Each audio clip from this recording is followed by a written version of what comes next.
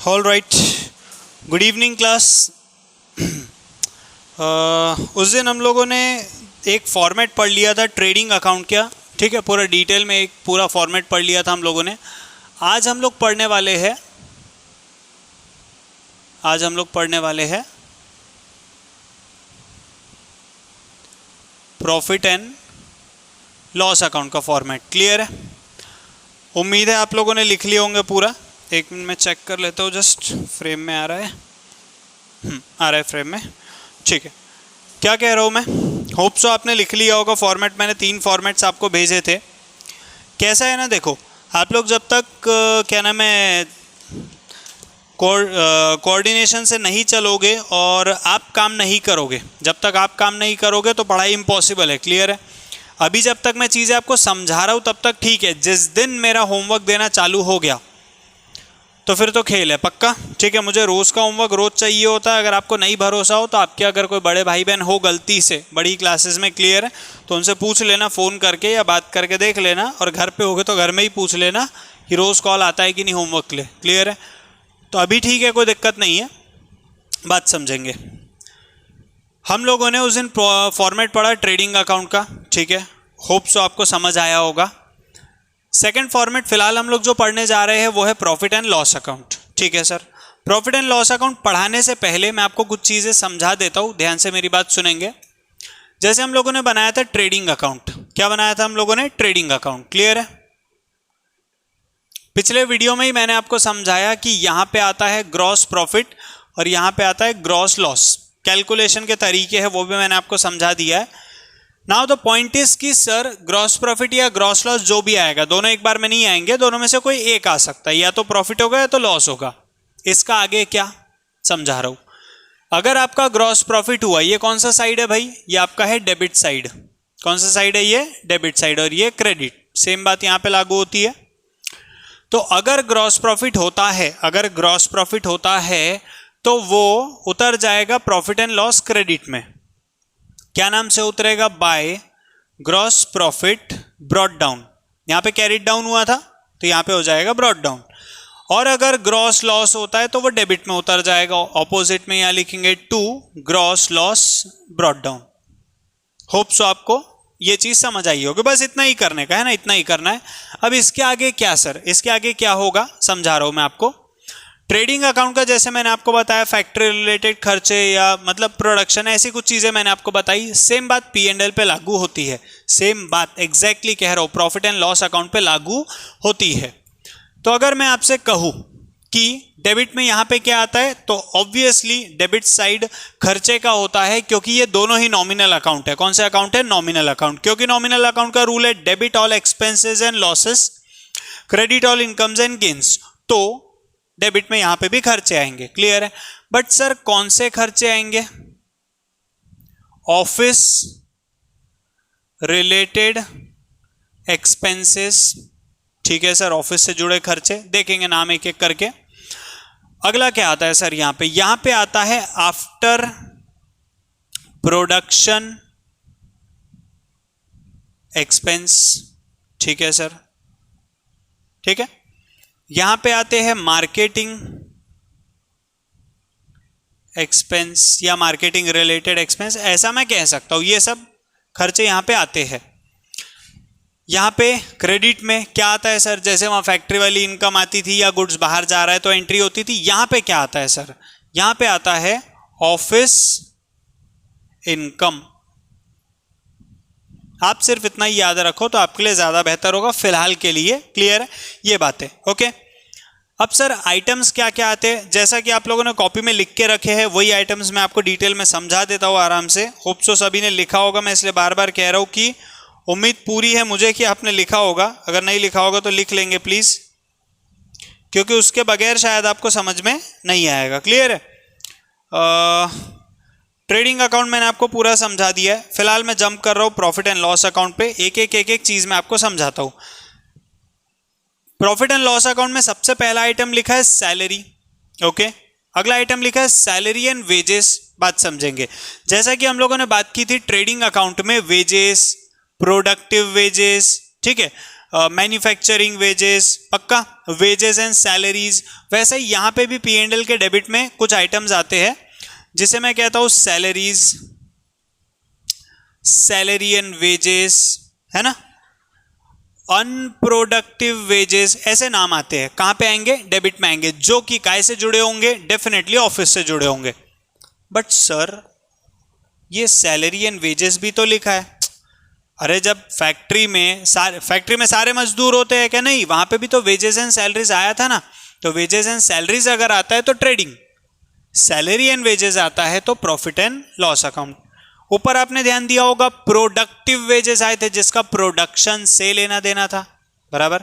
यहां पे आया अनप्रोडक्टिव वेजेस, यानी जिसका प्रोडक्शन से कोई लेना देना नहीं है। तो ऐसे हमको चीजें याद रखनी पड़ेगी। क्लियर है? पहला आइटम हुआ सैलरी, दूसरा हुआ salary and wages. Rent and rates, आप बोलोगे सर ऐसा हमें कैसे पता चलेगा कि रेंट एंड रेट्स लिखा है तो ये ऑफिस का ही है, फैक्ट्री का नहीं है? बात सुनेंगे। अगर उसके सामने फैक्ट्री लिखा रहा तो ही आप मानेंगे फैक्ट्री का है, अदरवाइज आप अज्यूम कर लेंगे कि वो कहाँ का है? ऑफिस का। रेंट एंड रेट्स लिखा है तो, अगर फैक्ट्री लिखा है तो ही कहाँ जाएगा? ट्रेडिंग में, बराबर, अदरवाइज कहाँ जाएगा? P&L। अगला इंश्योरेंस, बिल्कुल, फैक्ट्री लिखा रहा तो ऊपर, सिर्फ इंश्योरेंस लिखा रहा तो profit and loss. Electric and lighting, electricity and lighting, sir ये तो ऊपर भी जा सकता ना, ऐसे नहीं होता। फैक्ट्री इलेक्ट्रिसिटी एंड लाइटिंग लिखा रहा तो ऊपर, या मोटिव पावर लिखा रहा तो ऊपर, अदरवाइज प्रॉफिट एंड लॉस, बराबर। टेलीफोन एंड पोस्टेज, फोन वोन कहाँ रहता? पोस्ट वोस्ट अपन कहाँ से भेजते? ऑफिस से, सही बात है। अगला लिखा है प्रिंटिंग एंड स्टेशनरी, ये सामान की जरूरत ज्यादा कहाँ पे पड़ती है? आप ही बताओ। ऑफिस में, है ना। फैक्ट्री में इन चीजों की जरूरत ज्यादा नहीं पड़ती, इसलिए कहाँ जाएगा? P&L के डेबिट, क्योंकि ये क्या है? खर्चे है, बराबर। अगला क्या लिखा उसके बाद? Travelling expense of salesman, salesman यानी क्या? मार्केटिंग का खर्चा, बराबर, याद आया? तो ये सब कहाँ जाएगा? P&L के डेबिट में। डेप्रिसिएशन ऑन एसेट्स, अभी याद करने के लिए याद कर लो, मैं आपसे कह रहा हूं अभी याद करने के लिए याद कर लो, मैं आपको इसको डिटेल में समझाऊंगा, आराम से समझाऊंगा। डेप्रिसिएशन का मतलब बस मैं आपको बता देता हूं कि भाई एसेट्स की वैल्यू घटना, क्लियर है? एसेट्स की वैल्यू घटना, लगातार वैल्यू की रिडक्शन होना, उसको हम लोग बोलते हैं डेप्रिसिएशन, बराबर। लोडिंग चार्जेस, लोडिंग मतलब क्या? गाड़ी वाड़ी में माल चढ़वाना। सर तो गाड़ी में माल तो फैक्ट्री में चढ़ता होगा ना? हाँ, बराबर बराबर बराबर, लेकिन आपने पढ़े नहीं थे शायद अच्छी से। आफ्टर प्रोडक्शन एक्सपेंसेस, अबे क्या कच्चा माल लाके कच्चा ही माल चढ़ा दोगे क्या? उस पर काम तो करोगे ना, फैक्ट्री में प्रोसेसिंग तो होगा ना, तो माल बन जाएगा। उसके बाद का खर्चा कहाँ पे आएगा? P&L में, इसलिए लोडिंग चार्जेस कहाँ पे आया? P&L में। अगला क्या लिखा है? ऑडिट फीस, CA, कहाँ पे आएगा? ऑफिस में, चेक करने, बराबर। एंटरटेनमेंट एक्सपेंस, आप अपने ऑफिस के लोगों को लेके जाते हो, कई बार होता है ये, कई बार होता है, आप पिकनिक पे जाते हो, आप मूवी देखने जाते हो, ये आपके ऑफिस का कल्चर होता है, कई जगह का होता है, तो ये एंटरटेनमेंट एक्सपेंस माना जाता है। लेकिन आपने कभी देखा क्या कि पूरे लेबर क्लास को उठा के लेके चले गए पिक्चर दिखाने? नहीं देख, जनरली ऐसा नहीं होता। मैं उस बारे में बात नहीं कर रहा कि यार अमीरों को ले जाया, गरीब है, वो मैं उसमें पढ़ना नहीं चाहता। पॉइंट इज कि ऑफिस वालों को जनरली ले जाया जाता है, ठीक है? तो ये आपको समझना है कि ये कहाँ का खर्चा है? ऑफिस का, बराबर। लॉजिक लगाना है कुछ चीजों में। रिपेयर्स, रिन्यूअल्स, मेंटेनेंस, सर अगर रिपेयर्स, रिन्यूअल्स, मेंटेनेंस फैक्ट्री लिखा हो तो हाँ बिल्कुल, तो ऊपर जाएगा ट्रेडिंग में, अदरवाइज P&L, ठीक है। इंटरेस्ट ऑन लोन P&L में। सन्ड्री मिसलेनियस एक्सपेंस, ये अजीब अजीब नाम है, नॉर्मली P&L में ही आते हैं। कन्वेंस, पेट्रोल का खर्चा, बिल्कुल, पेट्रोल से रिलेटेड खर्चा जो हम अपने ऑफिसर्स को देते हैं या ऑफिस वाले बंदों को देते हैं। क्यों देते हैं सर ऑफिस वाले बंदों को? इसलिए देते हैं क्योंकि वो थोड़े बड़ी पोस्ट पे होते हैं ना।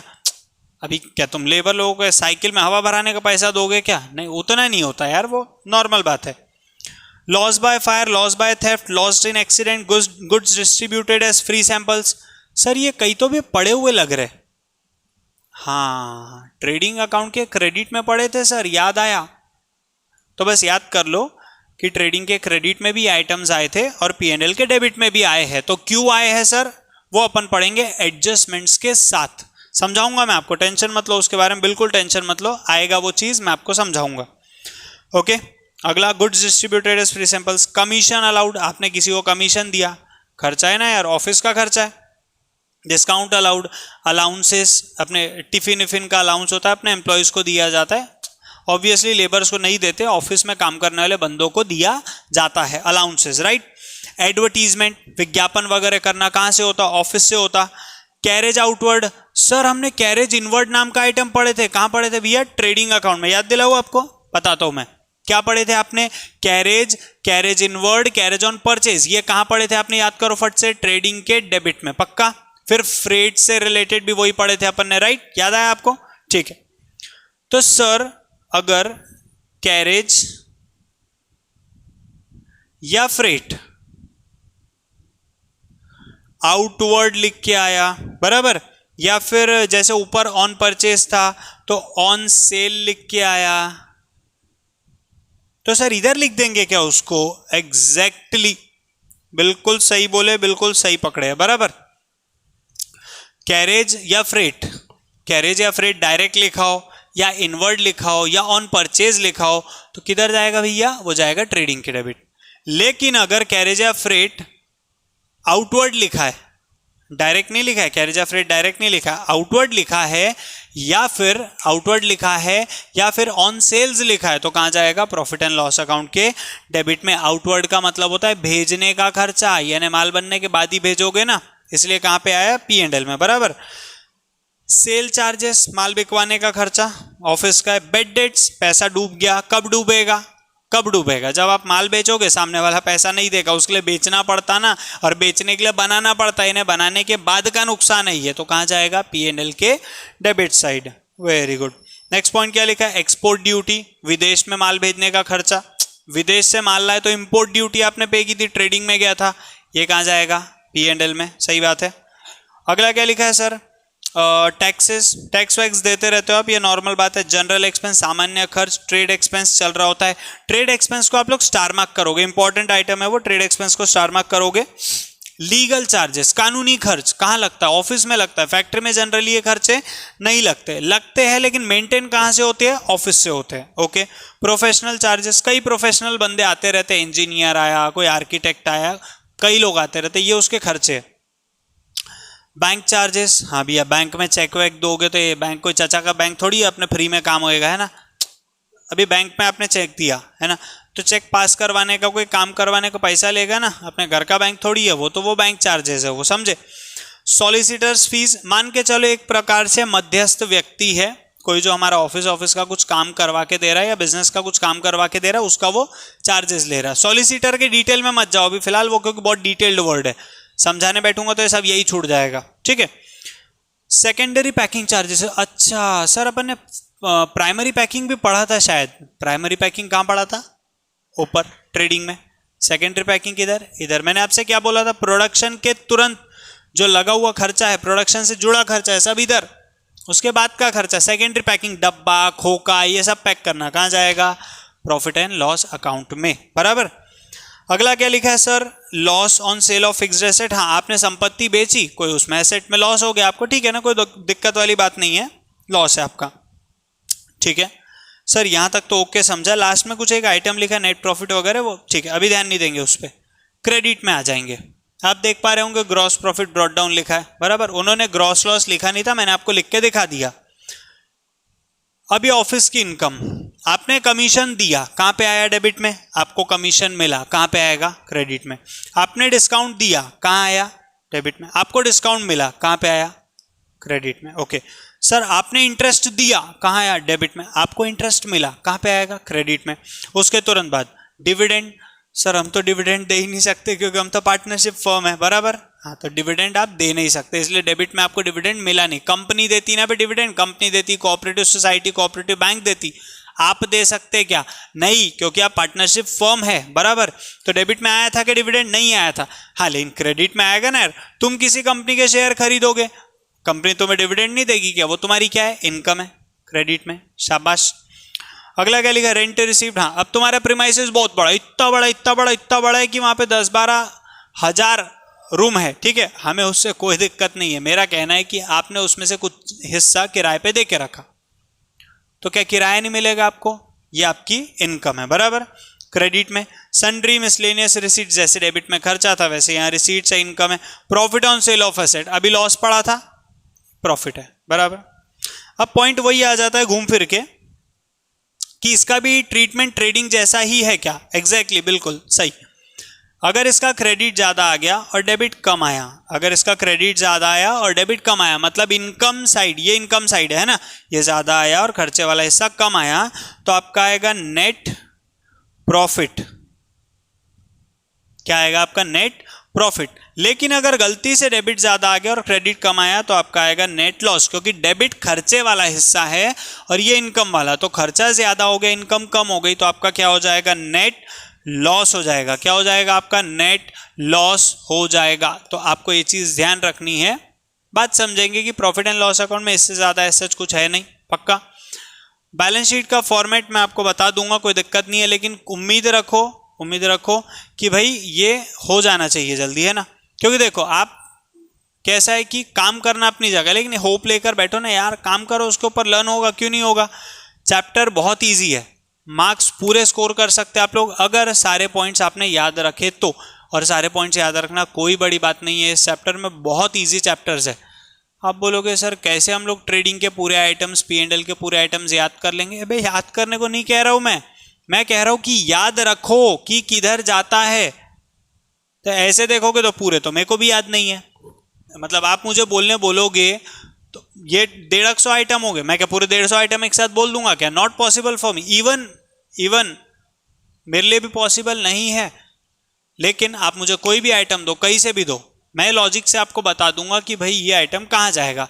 क्यों? क्योंकि मेरे लॉजिक्स क्लियर है। तो जो लॉजिक्स मैंने आपको बताया वो याद रखो, आपको 101% गारंटीड याद हो जाएगा। फिर भी आपको डाउट रहे तो पूछो, कोई परेशानी तो है नहीं, है ना। डाउट ले कभी आपको मना नहीं किया, ठीक है। Thank you.